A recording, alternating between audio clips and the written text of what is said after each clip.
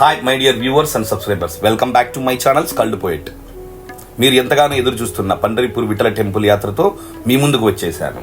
ఇప్పటి వరకు ఎవ్వరు కూడా పండరిపురాన్ని ఎక్స్ప్లోర్ చేయలేని విధంగా మనం చేయటం జరిగింది. ఈ వీడియో కాస్త లెంతీగా ఉంటుంది, తప్పక చివరి వరకు చూడగలరని నా మనవి. హైదరాబాద్ నుంచి పండరిపురం చేరుకోవడానికి మనకున్న మార్గాలు ఒకసారి చూసేద్దామా. హైదరాబాద్ నుంచి మనకు 2 మార్గాలు ఉన్నాయి. ఒకటి ట్రైన్ ద్వారా, 2 బై రోడ్. ట్రైన్ ద్వారా నేను ప్రిఫర్ చేయను, ఎందుకంటే మనకు డైరెక్ట్ ట్రైన్ హైదరాబాద్ నుంచి అవైలబుల్ లేదు. కంపల్సరీ మనం ఉస్మానాబాద్ కానీ సోలాపూర్ కానీ ట్రైన్ స్విచ్ అవ్వాల్సి వస్తుంది. సో నేనైతే ట్రైన్ రికమెండ్ చేయను. బై రోడ్ 378 కిలోమీటర్స్ మనకు హైదరాబాద్ నుంచి పండరిపూర్. 575 రూపీస్ టోల్ గేట్స్ ఖర్చు వస్తుంది మనకి. అండ్ టాప్ టు బాటమ్ మనం 4 లైన్లో ట్రావెల్ చేస్తాం. సో కాబట్టి నేను ముఖ్యంగా బై రోడ్డే ప్రిఫర్ చేస్తాను. అండ్ మనకు 2 ప్రైవేట్ ట్రావెల్ బస్సెస్ అవైలబుల్ ఉన్నాయి హైదరాబాద్లో, నైట్ సర్వీసెస్. ఒకటి ఏసీ స్లీపర్, ఇంకోటి నార్మల్. సో బస్ టికెట్ మనకు 1300 నుంచి స్టార్టింగ్ ఉంది. సో 9 అవర్స్ జర్నీ టైం తీసుకుంటారు night service. By road by own car travel చేయడం వల్ల చాలా బెనిఫిట్స్ ఉన్నాయి. అర్లీ మార్నింగ్ మనం 4కి స్టార్ట్ అయిన హైదరాబాద్లో ఆన్ ది వే బసవ కళ్యాణ్లో బసవేశ్వర టెంపుల్, నల్దుర్గా ఫోర్ట్, తర్వాత తుల్జాపూర్ తుల్జా భవానీ మాత టెంపుల్, అక్కల్కోట్ స్వామి సమర్థ్ మహారాజ్ టెంపుల్, వీటన్నిటిని కవర్ చేసుకుంటూ మనం పండరిపూర్ చేరుకోవచ్చు.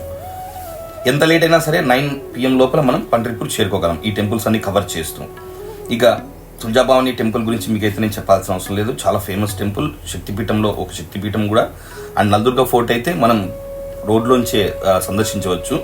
ఓపిక ఉన్న వాళ్ళు లోనికి కూడా వెళ్ళి అక్కడ కొద్దిసేపు మంచి ఫోటోషూట్స్ అవి చేసుకోవచ్చు, చాలా బాగుంటుంది. అండ్ బసవ కళ్యాణ్లో బసవేశ్వరుడి టెంపుల్ అసలు చాలా అద్భుతంగా ఉంటుంది. అక్కడ మన కర్ణాటకలో బసవేశ్వరుణ్ణి ఈశ్వరుడిగా కొలుస్తారు. సో అక్కల్కోట్ స్వామి సమర్థనాథ్ మహారాజ్ టెంపుల్ గురించి కూడా నేను ప్రత్యేకంగా మీకు చెప్పాల్సిన అవసరం లేదు, ఎందుకంటే దత్తాత్రేయ 4వ అవతారమే ఈ సమర్థ మహారాజ్ టెంపుల్. ఇక పండరిపూర్లోని అకామిడేషన్ వివరాల్లోకి వెళ్తే నేను ముఖ్యంగా 2 అకామిడేషన్స్ రికమెండ్ చేస్తాను.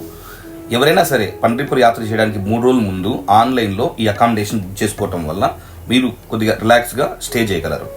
మొదటిది శ్రీ విఠల రుక్మిణీమాయి భక్త నివాస్. దీనికైతే 1 వీక్ ముందే బుక్ చేసుకోవాలి. yatragham.organizationలో మీకు అకామిడేషన్ ఆన్లైన్ బుకింగ్ అవైలబుల్ ఉంది. ఇక్కడ మినిమం 800 రూపీస్ నుంచి మాక్సిమం 2000 రూపీస్ వరకు అకామిడేషన్ అవైలబుల్ ఉంటుంది. అండ్ ఈ పర్టికులర్గా ఈ విఠల రుక్మిణి భక్త నివాస్ మాత్రం చాలా చాలా బాగుంటుంది. లోపల parking, canteen, semi furnished rooms, parks అన్నీ ఉంటాయి. మాక్సిమం ఈ అకామిడేషన్లోనే స్టే చేయడానికి ప్రయత్నించండి, చాలా మంచి ఫీల్ వస్తుంది. ఇక రెండవది శ్రీ గజానన్ మహారాజ్ సంస్థాన్ భక్త నివాస్. ఇక్కడ మినిమం 200 రూపీస్ నుంచి 400 రూపీస్ వరకు రూమ్స్ అవైలబుల్ ఉన్నాయి. ఇది కూడా ఆఫ్లైన్ బుకింగ్, దీనికి ఆన్లైన్ బుకింగ్ అవైలబుల్ లేదు, ఆఫ్లైన్ బుకింగ్ మాత్రమే. మనం డైరెక్ట్గా అక్కడ వెళ్ళి కాంటాక్ట్ చేస్తే మనకు రూమ్స్ అవైలబుల్ ఉంటే మనకి వెంటనే ఇచ్చేస్తారు. అండ్ ఇక ఫుడ్ విషయానికి వస్తే తప్పకుండా ఇంటి ఫుడ్ క్యారీ చేయండి, ఎందుకంటే మహారాష్ట్రలో మ్యాక్సిమం మీకు ఆయిలీ ఫుడ్ ఎక్కువ ఉంటుంది. దానివల్ల ఏంటంటే జర్నీలో మీకు చాలా ప్రాబ్లమ్స్ వస్తాయి. సో నా రికమెండేషన్ అయితే ఇంటి ఫుడ్ క్యారీ చేయండి. సో కొద్దిగా నిలువున్న మంచి ఫుడ్ని అయితే తీసుకెళ్ళటం మంచిది. ఇక పండరిపూర్ చేరుకోగానే మనకు టెంపుల్కి 2 కిలోమీటర్స్ దూరంలోనే పెయిడ్ పార్కింగ్స్ అవైలబుల్ ఉంటాయి. టెంపుల్ 2 కిలోమీటర్ వరకు మనకు ఎటువంటి పార్కింగ్ అవైలబుల్ ఉండదు. సో ఈ పెయిడ్ పార్కింగ్లోనే సేఫ్గా మన కార్ని పార్క్ చేసుకోవాలి. ఇక నడవలేని వాళ్ళ కోసం అక్కడే మనకు ఆటోస్ కూడా అవైలబుల్గా ఉంటాయి. ఇక ఈ క్షేత్ర దర్శనంలో మొదటగా మనం దర్శించేది కన్నయ్యని. చూసారా, పండరిపూర్లోనికి రాగానే సాక్షాత్తు కన్నయ్యనే స్వాగతం పలుకుతున్నట్టుగా దర్శనమిస్తాడు. ఆ కన్నయ్యని దర్శించిన తర్వాత మనం నెక్స్ట్ చేరుకోవాల్సింది చాంద్రబాగ్ నదీ తీరం. ఇక్కడే పుండలీకుడి యొక్క మందిరం ఉంది. పుండలీకుడి దర్శనంతోనే ఈ యాత్ర మొదలవుతుంది. ఇక పుండలీకుడి గురించి మనం ఆల్రెడీ విఠల చరిత్ర వీడియోలో పూర్తిగా క్లుప్తంగా చెప్పుకొని ఉన్నాం. మీకోసం ఆ వీడియో లింక్ కూడా నేను డిస్క్రిప్షన్లో షేర్ చేస్తున్నా, తప్పక ఇంకోసారి వినగల. ఈ చాంద్రబాగ్ నదీ తీరంలో మనం కాళ్ళు చేతులు శుభ్రం చేసుకుని స్నానాలు చేయదలిసిన వాళ్ళు స్నానం కూడా చేయొచ్చు. ఇక్కడ మనకు స్నానం చేయడానికి కూడా వసతి అవైలబుల్గా ఉంది. సో స్నానం చేసిన వెంటనే మన పుండలీకుని దర్శిద్దాం. ఇక్కడి నుంచి మనం నెక్స్ట్ వెళ్ళేది ద్వారకాధీష్ టెంపుల్. ఈ ద్వారకాధీష్ టెంపుల్ మనం చాంద్రబాగ్ నదీ తీరం నుంచి విఠల టెంపుల్కి వెళ్లే దారిలో మీకు దర్శనమిస్తుంది. ఈ టెంపుల్ని 1200 సంవత్సరంలో గ్వాలియర్ మహారాజు నిర్మించడం జరిగింది. సో తప్పక ద్వారకాధీష్ని కూడా దర్శించండి. ఈ ద్వారకాధీష్ టెంపుల్ దర్శించిన తర్వాత ఇక్కడి నుంచే మనం విఠల దర్శనానికి వెళ్లే క్యూ లైన్ స్టార్ట్ అవుతుంది. ఇక్కడ మీకు నార్మల్ డేస్లో అయితే 2 to 3 అవర్స్ దర్శనం టైం పడుతుంది. అదే వీకెండ్స్లో 8 to 10 అవర్స్ మీకు దర్శనానికి సమయం పడుతుంది. సో మ్యాక్సిమం వీకెండ్స్లో వెళ్ళడాన్ని అవాయిడ్ చేయండి. సో నార్మల్ డేస్లో వెళ్ళటం వల్ల ఏంటంటే మనం స్వామిని ప్రశాంతంగా దర్శించవచ్చు. ఇక పండరీపూర్ క్షేత్రంలో మనకు ఎటువంటి విఐపి దర్శనాలు కానీ పెయిడ్ దర్శనాలు కానీ అవైలబుల్ ఉండవు. ఎవరైనా సరే, ఎంతటి వారైనా సరే క్యూ లైన్లో దర్శనానికి వెళ్లాల్సిందే. ప్రత్యేకమైనది ఏంటంటే ఎక్కడ లేని విధంగా ఈ వైష్ణవ టెంపుల్లో మనం స్వామిని పాదాలను స్పర్శించి మరీ దర్శనం చేసుకోగలం. అలా క్యూ లైన్ల మార్గం ద్వారా మనం ముందుకు సాగుతుండగా మనకు విఠల భక్తులైనటువంటి నామదేవ్, జ్ఞానేశ్వర్, జనాబాయ్ వీరి చరిత్రలు మనకు పెయింటింగ్స్ రూపంలో గోడల మీద కనిపిస్తూ ఉంటుంది. సో అలా ముందుకు సాగిపోతున్న మనకు గర్భగృహంలోని విఠల భగవానుడు దర్శనమిస్తాడు. ఆ విఠల భగవాన్ని అలా చూడగానే నాకు ఆయన చరిత్ర మొత్తం ఒక్కసారిగా గుర్తుకు వచ్చింది. ఆ ప్రభువు విఠలుని గురించి నామదేవ్ రాసిన ఒక సంకీర్తన నాకు మరీ మరీ గుర్తుకు వచ్చింది. హానామ్యాచి కీర చాకతో చోకో వాచి గురి రాకతో.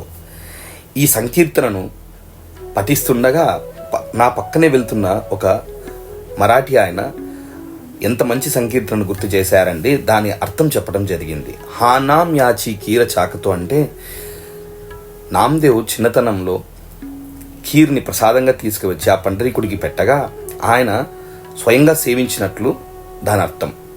చోకో బాచి గురే రాకతో అనగా విఠల మరో భక్తుడైనటువంటి చోకమేళ తను ప్రసాదంగా మాంసం వడ్డించినప్పుడు కూడా స్వామి కాదనకుండా సేవించారని ఆ సంకీర్తన యొక్క అర్థము. ఇక విఠల భగవానుని దర్శించి గుడిలోంచి బయటికి రాగానే ఎడమవైపు కొద్ది ముందుకు వెళ్ళగా ఆ రుక్మిణీమాయి దర్శనమిస్తారు. రుక్మిణీమాయిని కూడా మనం గర్భగుడిలోకి వెళ్ళి స్పర్శించి దర్శనం చేసుకోవటం జరుగుతుంది. ఇక అలా మనం ముందుకు వస్తుండగా మనకు కుడి చేతి వైపు శ్రీ మహాలక్ష్మి మాత ఆలయము, రాధామాత మందిరము, రామలక్ష్మణుల మందిరము, శనీశ్వర ఆలయము, అష్టకాల భైరవుల ఆలయము, గణపతి ఆలయము, కాశీ విశ్వనాథ ఆలయం, లక్ష్మీనారాయణ ఆలయం, కాళభైరవనాథ్ ఆలయం, రామేశ్వర ఆలయం, ఏకముఖి దత్త ఆలయం, భక్త ప్రహ్లాద్ మందిరము, శ్రీ నృసింహ మందిరము, గరుడ హనుమాన్ మందిరం మనకు దర్శనమిస్తాయి. వీటన్నిటినీ మనం ఒకటే గుడి లోపలే దర్శించడం జరుగుతుంది. ఇక మందిరం గురించి అయితే ఒక్క మాటలో చెప్పలేను, కానీ 700 సంవత్సరాల కిందట ఈ మందిరం ఎలా అయితే ఉండేదో మళ్ళీ అలాగే రీకన్స్ట్రక్షన్ చేయటం జరిగింది. అండ్ మరీ ముఖ్యంగా మీకు ఆల్రెడీ చెప్పి ఉన్నాను, ఇది 2వ తారీఖు ఓపెన్ అయింది, 4వ తారీఖు మేము దర్శించడం జరిగింది. ఈ మందిరం యొక్క ఒరిజినల్ వీడియో నాకు లోకల్లో ఉన్నటువంటి ఒక వ్యక్తి దగ్గర లభించడం జరిగింది. సో ఈ వీడియో కూడా ఎక్కడ కూడా అందుబాటులో లేదు. సో మీరందరూ కూడా దర్శించి ప్రసన్నం కాదు. ఇక విఠల భగవానుని దర్శనం అనంతరం గుడిలోంచి బయటికి రాగా మనకు చోకమేళ సమాధి దర్శనమిస్తుంది. ఈ చోకమేళ కూడా స్వామికి అత్యంత ప్రియభక్తుడు. ఇక చోకమేళ సమాధి ఎదురుగానే నామదేవ్ యొక్క సమాధి నామదేవ్ కూడా స్వామికి చాలా ప్రియమైన భక్తుడు. నామదేవ్ స్వామి చరణాల వద్దనే తన చివరి శ్వాస వదలాలని ఇక్కడే ఆయన అంతిమ లోకాలను చేరుకోవటం జరిగింది. మరియు నామదేవ్ గారి చెల్లి అయినటువంటి సంత్ జనాబాయి కూడా స్వామి చరణాల వద్దనే తన చివరి శ్వాస వదిలింది అని ఇక్కడ స్థల పురాణం. అలా ఈ మందిరాన్ని దర్శించిన తర్వాత మనం దర్శించవలసిన మరో ముఖ్యమైన ప్రదేశం చాంద్రబాగ్ నదీ తీరాననే ఉంది. అదే విష్ణువు యొక్క పాదము. ఈ విష్ణు పాదను చేరుకోవడానికి మనం బోటు ద్వారా ప్రయాణం చేయవలసి ఉంటుంది. పురాణాల ప్రకారం శ్రీ మహావిష్ణువు ఇక్కడే గజాసురుడు అనే రాక్షసుని వధించటం జరిగింది. ఇక విష్ణుపాద్ దర్శనం అనంతరం పక్కననే మనకు సంత్ జనాబాయి యొక్క గృహం మనం సందర్శించవచ్చు. ఈ సంత్ జనాబాయి స్వామికి అత్యంత ప్రియభక్తురాలు. ఒకసారి గ్రామంలో సంత్ జనాబాయిని చిన్న దొంగతనం అనే ముద్ర వేసి చెట్టు కట్టేసినప్పుడు స్వామి స్వయంగా వచ్చి జనాబాయిని విడిపించాడు అనేది ఇక్కడ స్థల పురాణం. ఇక మనం సంత్ జనాబాయి గారి గృహాన్ని కూడా ఇక్కడ సందర్శించవచ్చు.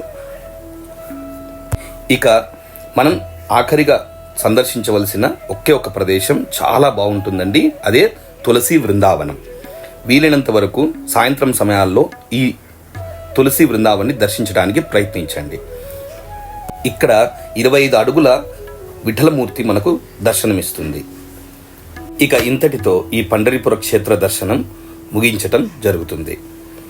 ఇక నెక్స్ట్ మనం సందర్శించబోయేది కొల్లాపూర్ మహాలక్ష్మి అమ్మవారి టెంపుల్, ఇంకా భీమాశంకర్. త్వరలోని ఆ ఆలయ విశేషాలతో నేను మీ ముందుకు రాబోతాను.